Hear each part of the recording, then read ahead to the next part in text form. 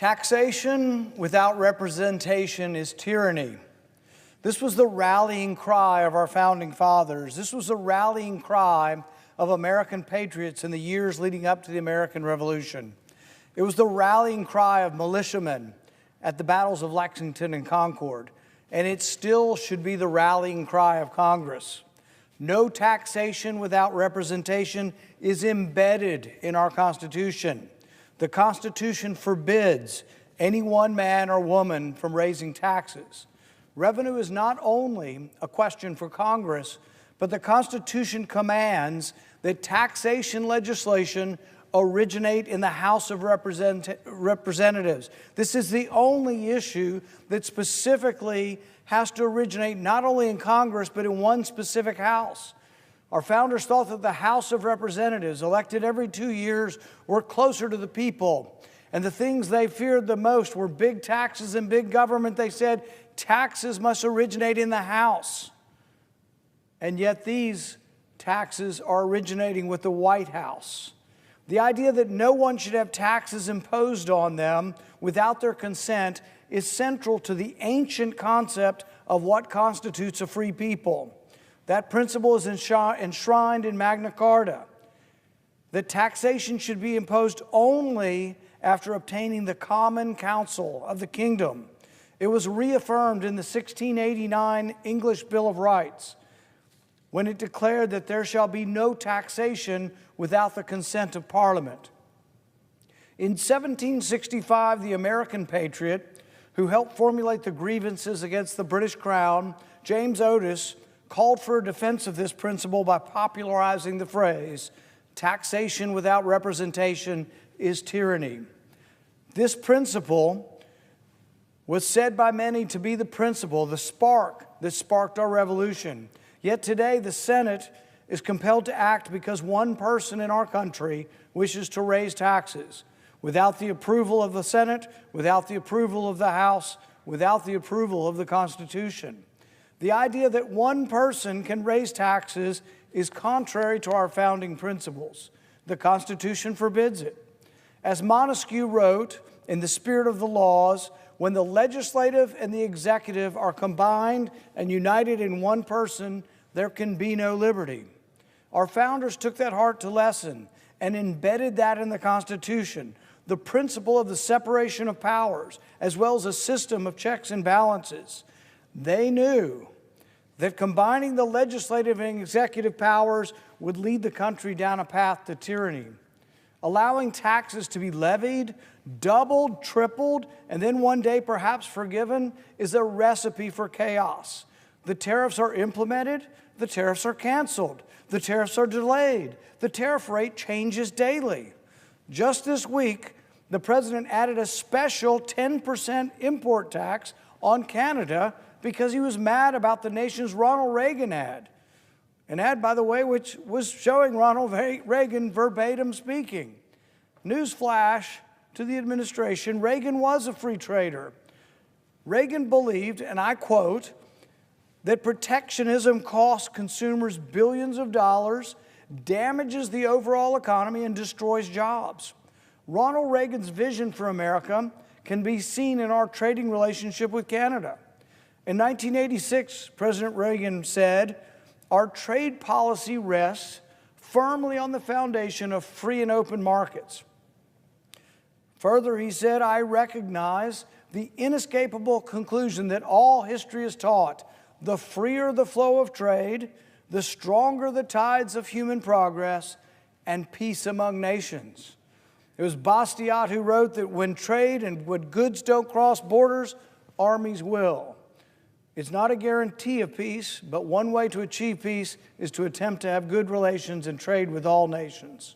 No country, no business, no family can plan a budget when the tax rates, the import tax rates, and the cost of every commodity are determined by the whims of one man. There are now tariffs on steel, there are tariffs on aluminum, there are tariffs on lumber, and they change from day to day. But not one of these tariffs was voted on by the people's elected representative in Congress. These tariffs are simply announced by presidential proclamation. So perhaps more fundamental than a debate over what these tariffs are, what the rates are, and what they do to our economy is the question of whether Americans ought to perpetually live under emergency rule. This administration has declared emergencies with over 100 nations. With these emergency declarations, the president claims the unilateral right to levy import taxes. Think about this. What do you think of when you think of an emergency? You think of a war, a tornado, a famine. You don't think of trade policy that all of a sudden we have to give up on all of our constitutional prerogatives, all of the separation of powers, all that is embedded in the Constitution because there's an emergency in trade policy. If that were true, imagine what emergencies might come forward. Imagine where we would be and what lack of restraint would happen. And for Republicans, imagine what it's going to be like when someone from the other party is elected and they declare an emergency over the climate and ban cars or whatever might happen. We shouldn't be living this way. People say Congress is messy. Congress goes to gridlock. It's called debate. It's called discussion. And the only way we typically get somewhere is we have to agree with some people on the other side. That's one of the things we're trying to overcome now. But our founding fathers anticipated that a president might attempt someday to usurp the powers, the constitutional powers of the legislature. Madison wrote that our constitutional government would pit ambition against ambition. The ambition of a president or ambition of the Congress to usurp power will be checked by the other guarding their power. That we would limit the power of any one branch through checks and balances and prevent abuses of power. Madison, if he were here today, would be aghast to witness today's Congress that seems to lack any ambition to defend the constitutional separation of power. Emergency rule rejects the premise of a constitutional republic with limited powers and full accountability. Emergency rule is ruled by one person.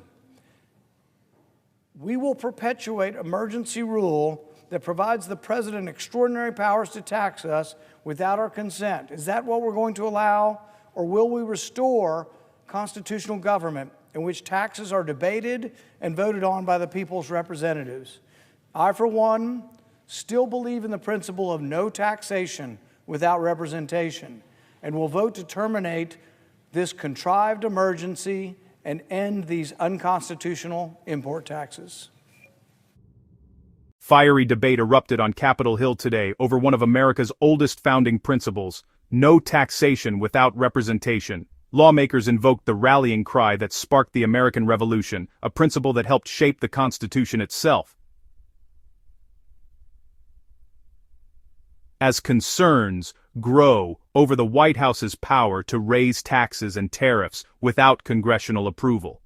That phrase, taxation without representation, is tyranny, once echoed through the battles of Lexington and Concord, and centuries later, some in Congress say it should still be their rallying cry today. One lawmaker argued that the Constitution is crystal clear. Only Congress, specifically the House of Representatives, has the authority to originate tax legislation. The founders feared the concentration of power, big government, high taxes, and executive overreach.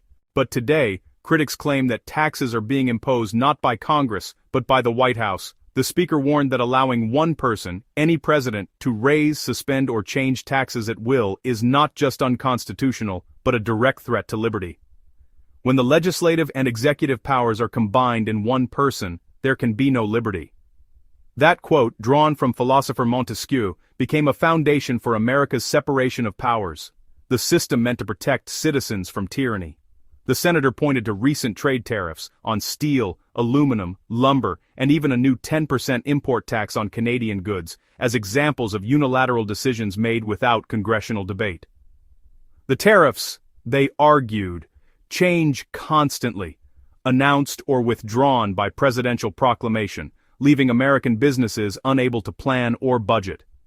In defense of free trade, the lawmaker even cited Ronald Reagan, reminding the chamber that Reagan believed protectionism costs consumers billions, damages the economy, and destroys jobs. At the heart of the issue lies a bigger question: are Americans now living under permanent emergency rule, The administration has declared trade emergencies with over 100 nations, a move critics say grants the president sweeping power to impose taxes without congressional consent. What used to require open debate in Congress, tax hikes, trade tariffs, economic policy, can now be triggered with a single executive order, and opponents warn, if one president can do it, the next can too. Whether over climate, energy, or anything else deemed an emergency, we shouldn't live this way. Debate and disagreement are part of democracy. That's how the people's voice is heard. Invoking Madison and the founders, the senator concluded, "Emergency rule is ruled by one person. I still believe in no taxation without representation." As Congress votes on whether to end what critics call a contrived emergency, the battle over who controls America's taxes, the people's representatives or the president, continues to define the fight for constitutional power.